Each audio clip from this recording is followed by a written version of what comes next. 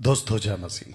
बेहद बेहद खुशी है कि इस वक्त मैं बैच नंबर 32 के साथ मैं यहाँ पे मौजूद हूँ और सिस्टर सिवान जो है वो बैच नंबर 32 की स्टूडेंट के तौर पे हमारे साथ में 5 दिन 40 आवर्स का वक्त उन्होंने दिया है। आइए सुनते हैं उनकी जो गवाही है, कैसे परमेश्वर के वचन ने, कैसे इस 5 दिन के बाइबल कॉलेज ने उनके जीवन में प्रभाव डाला है। आइए उनसे सुनते हैं। यस सिस्टर सिवान जी, पहले तो सभी को शलोम शलोम। मैं सिवान और पहली बात तो मैं परमेश्वर का धन्यवाद देना चाहती हूँ कि पॉसिबल हुआ कि मैं इस 32 बैच में मुंबई आ पाई हूँ। ओके, और एक्चुअली मैं आपको बता दूँ कि मेरा कोई प्लान नहीं था कि मैं आके कुछ बोलूँ, लेकिन और उसकी वजह यह है कि मैंने आप लोग के सामने ऑलरेडी बाइबल कॉलेज के बारे में बात कर चुकी हूँ 2 वीडियोस में। तो मैंने सोचा अभी कुछ बोलने के लिए बाकी नहीं था बट यहाँ पे आने के बाद बस दूसरे तीसरे दिन आंसू रुक नहीं रहे थे।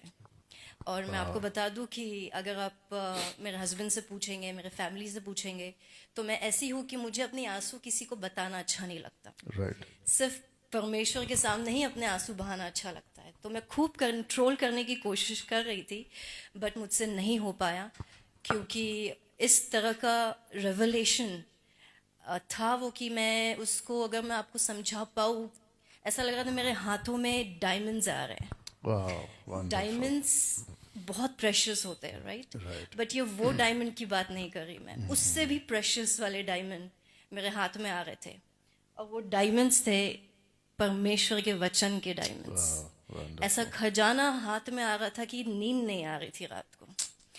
तो मैं धन्यवाद देती हूँ फिर से पिता परमेश्वर यहोवा का, यीशुआ मसीह का और रूह हकोदेश का, कि उन्होंने पास्टर डैनियल राज जी को ये रेवलेशन दिया है। और आपको मैं कंग्रेचुलेट करना चाहती हूँ, और उन सभी लोग जो यहाँ आ चुके हैं, सीख चुके हैं, और खुद के भी तरफ से मैं पास्टर डैनियल राज जी को बहुत बहुत थैंक यू बोलना चाहती हूँ। और आप लोग को एनकरेज करना चाहती हूँ, और स्पेशली इस टाइम में मैं बोलूँगी कि इंडिया के, भारत के जितने भी पास्टर्स हैं, मैं आप लोग को, पास्टर जी जितने भी हैं, नाम तो मैं सभी का नहीं लूँगी, जितने भी हैं, आपको एनकरेज करना चाहूँगी कि आप यहाँ आइए, क्योंकि आप ही वो है जो लोगों को सिखाते हैं। और कोई दिक्कत की बात नहीं, अगर आप चाहते कि आपका नाम रिवील ना हो, या फिर आप नहीं चाहते कि लोगों को राइट। पता चले राइट। कि आप यहाँ आए हो, तो आप ऑफिस में कॉल कीजिए, और मैं गारंटी लेती हूँ कि ना आपका फोटो आएगा ना आपका नाम राइट। आएगा। राइट। लेकिन हम्बल होके, हम सभी एक देह है परमेश्वर की, ऊंचा नीचा होता है। जैसे पौलुस को कुछ है ना, परमेश्वर की देह में उस वक्त कुछ प्रॉब्लम्स हो रहे थे, तो पीटर और पौलुस ने बैठ के यरूशलेम में बैठ के चर्चा की, आर्गुमेंट किया, उस विषय पे बात की, है ना। तो उसमें कोई भी ईगो वाली बात नहीं होती है। और मैं ये बोलना चाहूंगी, आप लोग को स्पेशली एनकरेज करना चाहूंगी कि आइए, कॉल लगाइए, इंडिया के जितने पास्टर्स हैं उन सभी को, और इंडिया के भी बाहर सभी को बोलना चाहूंगी कि इस जगह पे आके आपकी जिंदगी की और आपके परमेश्वर के वचन का जो ज्ञान है वो ऐसा लेवल पे चला जाएगा कि भले ही आप कितने भी सालों के बिलीवर क्यों ना हो, यहाँ पे आके आपको वो अलग ही महसूस और वो अलग राइट। ही होगा। राइट। राइट। जी, ओके सिवान, इन सबको ये भी बताओ कि आपने 5 दिन में ऐसा क्या सीखा, जिसको कई लोग कहते हैं कि 5 साल लगता है, 3 साल लगता है। 5 दिन में आपने क्या सीखा, अगर थोड़ा सा उसके ऊपर आप जी, जी, रोशनी डाल मैं ये भी सकें। बोलना चाह रही थी कि इस 5 दिनों में जेनेसिस से फ्रेम लेके कट नहीं होना रेवलेशन, चाहिए। या थोड़ा सा, हाँ। ओके, नहीं नहीं, थोड़ा पीछे आ जाओ जी। फ्रेम कटना नहीं चाहिए, फ्रेम देख लेना। या कैरी ऑन। तो 5 दिनों में मैं बोल रही थी कि जेनेसिस से लेकर रेवलेशन तक, मतलब आपको परमेश्वर के राज्य में जाने के लिए, परमेश्वर के साथ रहने के लिए जितनी भी ज्ञान चाहिए, वो सब इस 5 दिनों में मुझे और जितने भी यहाँ पे आए हैं वो मिल चुकी है। आपके 3 इयर्स का जो बाइबल कॉलेज होगा बहुत अच्छा होगा, 3 महीने का, 6 महीने का, 3 साल का, लेकिन वो पूरा कनेक्ट होके, और वो भी शिक्षा जो मैंने आपको इसके पहले बताई थी, ऐसा लग रहा था डायमंड्स। कौन से डायमंड्स? इस वचन के डायमंड्स मेरे हाथ में आ रहे थे। और आपको एक बात बता दूं, अभी भी मैं अपने आंसू रोक रही हूँ, क्योंकि मुझे पसंद नहीं है किसी के सामने आंसू बहाना, बट वो अभी तक ये एब्जॉर्ब हो रहा है, वो पूरी टीचिंग्स जो 5 दिन में हमें यहाँ मिली है, अभी तक के हम सब जितने भी यहाँ बैठे हैं उसको एब्जॉर्ब कर रहे हैं। तो 5 दिनों में पूरा बाइबल की शिक्षा यहाँ आपको मिलेगी। ओके सिवान, और एक चीज पे फोकस डालो, आप जूविश हैं जी। और जूविश में जीसस को नहीं मानते, आप जहाँ तक जानती हैं वो जीसस को एक्सेप्ट नहीं करते। अगर कोई ऐसा है जो जूविश भी हो सकता है या फिर है ना नहीं भी हो सकता है, तो जीसस का इम्पोर्टेंस 5 दिन में बाइबल के हिसाब से आपने क्या सीखा? क्या जीसस गॉड है या जीसस जस्ट एक ह्यूमन या एक प्रॉफिट है? क्या है जो आपने सीखा 5 दिन में? जी, जैसे कि काफ़ी लोगों को पता है कि मैं जूइश हूँ। सिर्फ जूइश ही नहीं, आप लोगों को बता दूं क्योंकि काफ़ी लोग पूछते भी है, तो मैं बता ही दूं कि सिर्फ जूइश नहीं है, लेकिन मैं इजरायली भी हूँ। बोलने का मतलब है कि by birth I am from Israel. मेरे बाप दादा है जो होते हैं, जो अपन बोलते हैं, वो भी इजराइल के हैं। 12 गोत्र में से एक हमारा गोत्र है। ओके, और बहुत वहाँ पे हम लोग को बड़ा फैमिली है।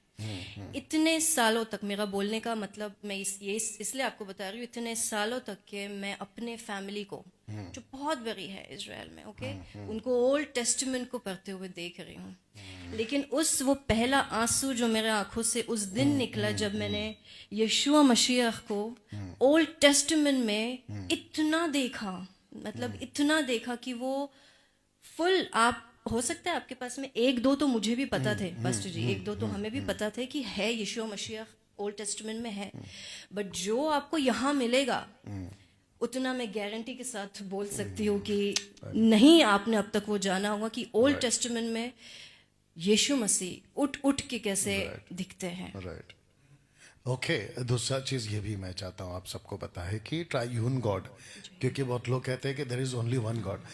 एग्जैक्टली डिटरोनॉमी चैप्टर 6 वर्स 4 कहते हैं, वो Israel listen your god is one. तो मैं चाहता हूँ कि आप इनको ये भी बताएं कि वो वन जरूर है, लेकिन वो पर्सनैलिटी में वन नहीं है। जी जी। तो ट्राइयून गॉड के ऊपर और वन नेम का बैप्टिज्म मैंने आप लोगों को सिखाया कि पीटर ने यीशु मसीह के नाम से बैप्टिज्म क्यों दिया, पौलुस ने प्रभु यीशु के नाम से बैप्टिज्म क्यों दिया, और फिर क्या मतलब है दोनों का, आप अगर रोशनी डाल सके तो बताइए। जी जी जी, मैं आपको पूरा तो एक्सप्लेन नहीं करूँगी, क्यों करूँ, आपको यहाँ आना होगा, और ऐसे एक्सप्लेन करने से जमेगा भी नहीं, क्योंकि यहाँ आपको पूरे वचन के साथ पास्टर जी आपको सिखाएंगे। लेकिन मैं ये बोलना चाहूँगी कि यीशु मसीह ट्रायून गॉड का फुल आपको समझ में ही आएगा कि ओल्ड टेस्टामेंट से एक परमेश्वर नहीं 2 परमेश्वर दिखाई देते हैं, और आज आगे जाके रूह कोदेश मतलब होली स्पिरिट भी दिखता है। और जो पास्टर जी बोल रहे थे जो सही है कि डिटरोनॉमी में, और हम इजरायली लोग हर मुसीबत में ये सेंटेंस बोलते हैं, जो है शमा इस्राएल अदोनाई एलोहेनु अदोनाई एखाद। तो एखाद का जो हिब्रू का जो मतलब होता है वो सिर्फ एक नहीं, लेकिन वननेस मतलब एकता जो अपन बोलते हैं। और एलोहीम का मतलब ही मतलब वो बहुवचन है, इट इज नॉट एक वचन, ओके, इट इज बहुवचन। तो वहां पे भी एक से ज्यादा आ गया है। और जो एखाद है उसका भी मतलब आप किसी भी स्कॉलर से पूछ लेंगे इजराइल में भी, यहाँ तक कि रबाई से भी पूछ लेंगे, वो आपको नहीं बोलना चाहेंगे, वो बात अलग है, क्योंकि वो यीशु मसीह को नहीं मानना चाह रहे हैं। लेकिन वन का मतलब, एखाद का मतलब हिब्रू में वननेस होता है, एकता होती है। और बैप्टिज्म एक नाम का नहीं होता है, फादर सन होली स्पिरिट के नाम का ही बपतिस्मा है। और अगर कोई भी ये वीडियो को देख रहा है और आपको लगता है कि ऐसे कैसे पतरस ने वो दिया, यीशु मसीह के नाम का बपतिस्मा क्यों दिया, अगर इसको लेकर अगर कोई लोकल मुंबई से आप डिबेट के लिए आना चाहते हैं, ये जगह पे आ सकते हैं। या तो फिर अगर किसी को ऑनलाइन डिबेट करना है तो आप लोग जो है 999 का जो 777 जो लास्ट में नंबर है उस पर ऑफिस पे कॉल करके भी आप लोग अपना स्लॉट बुक कर सकते हैं और डिबेट पे आ सकते हैं। दूसरा चीज़ सिवान, मैं चाहता हूँ कि सबको बताएं, ये आवाज़ क्या आ रहा है, ओके माइक को ऐसे रखना। दूसरा मैं चाहता हूँ इन सबको बताएं कि टाइथ का कॉन्सेप्ट जो है ना, इनको लगता है कि मलाकी 3:10, अभी जो कि मैंने क्लियर भी किया आप लोगों को, मलाकी 3:10 में जो ताइथ है वो ताइथ इजराइल के लिए नहीं था, वो दशमांशों का दशमांश का ताइथ है। तो एक होता है दशमांश और एक होता है दशमांशों का दशमांश। तो मलाकी 3:10 में दशमांश का कॉन्सेप्ट नहीं है, दशमांशों का दशमांश है, यानी कि लिवाइट्स का। ओके और लेकिन उसको क्या करते हैं पेंटिकोस्टल पास्टर्स चर्च के ऊपर थोपते हैं और ये भी कहते हैं कि अपरंपार की आशीष आएगी। तो जरा उसके ऊपर डालना कि ताइद का कॉन्सेप्ट क्या है जो आप लोगों ने सीखा है। जी जी मैं इससे इस सब्जेक्ट में ये बोलते हुए इस बात को मैं स्टार्ट करना चाहूँगी कि पहली बात, क्योंकि मैं इज़राइल से हूँ, तो इज़राइल के चर्चेस, मेसियानिक जूइश कॉन्ग्रीगेशंस इन इज़राइल भी ताइद को इतना तवज्जो नहीं देते जितना आज हमारे भारत में इसको तवज्जो दिया जा रहा है गलत एंगल से। राइट इज़राइल में भी, जहाँ मैं पहले कलीसिया में जाती थी, अभी मैं जब वहाँ थी, तो वो भी कलीसिया में ताइद को इतना, कौन, मेसियानिक जूस, मैं जूस की बात नहीं कर रही, मेसियानिक जूस जो यीशु को अपना चुके हैं। तो ये बोलते हुए स्टार्ट करूँगी। और यहाँ पे जो आप लोग बोलते जा रहे हैं, ऑफ कोर्स जो हम सभी को पता है और वो बहुत बड़ा प्रॉब्लम और विषय है, तो वो इज़राइल के प्रजा के लिए भी नहीं था। उस मलाकी 3:10 प्रजा के लिए भी नहीं था, वो था लेवाइट्स के लिए, राइट जो वहाँ पे परमेश्वर का काम करते थे। और वो इसलिए क्योंकि परमेश्वर ने सिर्फ उसी चीज को करने के लिए उनको रखा था, और ना ही उनके पास कोई लैंड था। Right. जितने भी गोत्र थे, उन सभी गोत्र को लैंड डिवाइड किया गया था। लेवाई को, मतलब लेवी को नहीं दिया गया था। राइट तो वो उनके लिए था, और उन लेवियों को देना था, इज़राइलिट्स को, इज़राइलाइट्स को लेवियों को देना था, हाँ। और लेवी को देना था याजक को। याजक।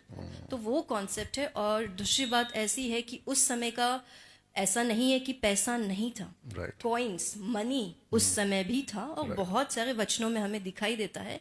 लेकिन पैसा नहीं का ताइद उस समय भी नहीं था, तो अब कहाँ से आ गया एग्जैक्टली नहीं समझ में आता है। उस समय भी गेहूं, सौफ, जो चीजों की जरूरत थी उस मंदिर में, उस चीजों का था। लेकिन पैसा उस समय था, लेकिन पैसों का ताइद नहीं था। और हम कहते हैं कि पैसा अगर देना है अपनी मर्जी से दो। सेकंड कोरिन्थियन चैप्टर 9:7 अपनी मर्जी से दो, और जिसको देना है दो। लेकिन ताइद का जो कॉन्सेप्ट है वो लॉ में आता है, और लॉ जो है वो आपको कर्ज में लेके जाता है। ओके, एक लास्ट चीज शिवन सबको बता दो, यहाँ पे आप लोगों का अरेंजमेंट, आपका रहने का, बाकी जो चीज है वो कैसा लगा जरा बता दीजिए। जी। और ऊपर से 5,000 में ये तो मैं बोलूँगी पास्टर जी, लेकिन उसके पहले मुझे एक चीज़ बोलना है कि काफ़ी मुझसे कुछ लोगों ने पूछा था कि आप पास्टर डैनियल राज जी को, मतलब डैनियल भैया को फॉलो करते। वो तो यहूदीवाद के खिलाफ है, और आप तो यहूदी है जी, और आप तो यहूदी है, तो आप ऐसे कैसे फॉलो कर रहे? तो मैं आपको बता दूं जो मुझे पहले भी पता था, और आपको ये गलत फहमी हो सकती है क्योंकि अपन क्या करते हैं ना, आधा सुनते हैं, कंप्लीट नहीं सुनते हैं। वही गलती मैंने भी की थी, और बिकॉज आई एम जूइश, तो उस चीज को आर्गुमेंट के उससे ही मैंने पहली बार पास्टर जी को फोन लगाया था कि आपने, वो खतना का विषय था, और उन्होंने, पास्टर जी ने ऑफ कोर्स वचन से ही बोला था कि खतना क्यों नहीं कराना चाहिए। और मैं जूइश हूँ, तो मैंने बोला आप ऐसे कैसे बोल दिया आपने पास्टर डैनियल राज जी की खतना नहीं कराना। हम मेसियानिक जू है, लेकिन हम खतना अभी भी कराते हैं। आप लोग को मैं बता दूं कि मेरे डैडी, मेरे भाइयों का, सभी का खतना हुआ है। मैं आपको यहाँ तक भी बता दूं कि मेरा 5 साल का बेटा है, 5 years old सन, उसका भी खतना मैंने कराया है।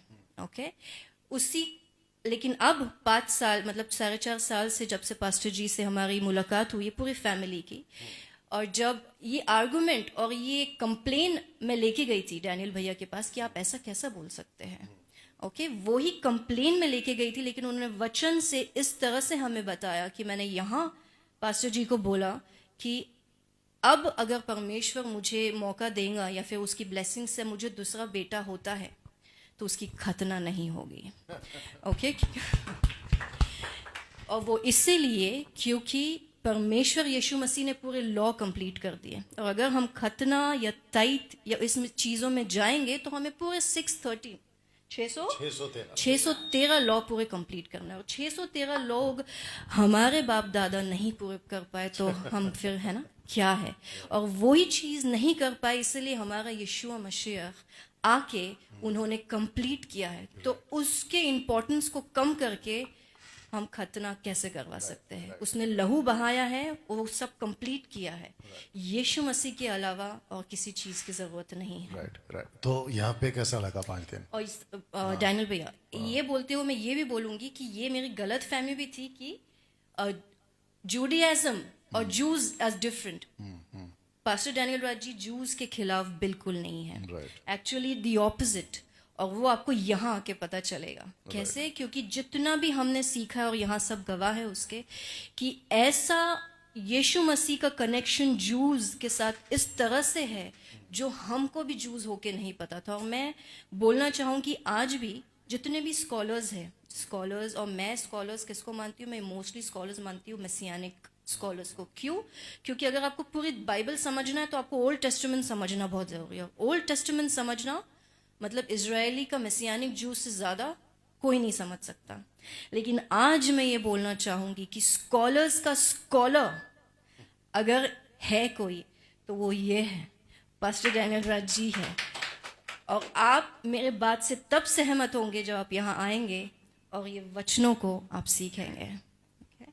और तो यहाँ पे कैसा लगा? जी जी, यहाँ का तो सवाल ही नहीं पैदा होता है। यहाँ पे हर एक चीज़ जो हाई क्लास की होती है सब वैसे ही था। और मुझे नहीं पता वो कौन लोग हैं, और मैं जानना भी नहीं चाहूँगी आपको कि जो 5000 का आप लोग कमेंट्स में बोलते हो, 10 साल 15 साल के बच्चे को भी आज समझ में आता है कि आज मुंबई में या कहीं पे भी आप एक होटल में चले जाओ रहने के लिए 5 दिन, आपका 5 दिन में खाना, आपका 5 दिन में रहना, आपका 5 दिन में AC का फैसिलिटी, आपका सब कुछ, आपका ब्रश, आपका सब कुछ, आपका brush, toothpaste, nothing you have to bring here. After all this and even 4 times का खाना भी है यहाँ पे। आपको सुबह का स्नैक मिलेगा, आपको लंच मिलेगा, आपको शाम का स्नैक मिलेगा, आपको डिनर मिलेगा। 5000। तो कोई भी सेंसिबल इंसान ये कैसा क्वेश्चन उठा सकता है, मुझे नहीं समझ में आता। और मैं जानना भी नहीं चाहूंगी कि आप लोग कौन हो। तो सब कुछ बहुत अच्छा है। Wonderful wonderful, thank you Shivan. जी। माइक दे दीजिए।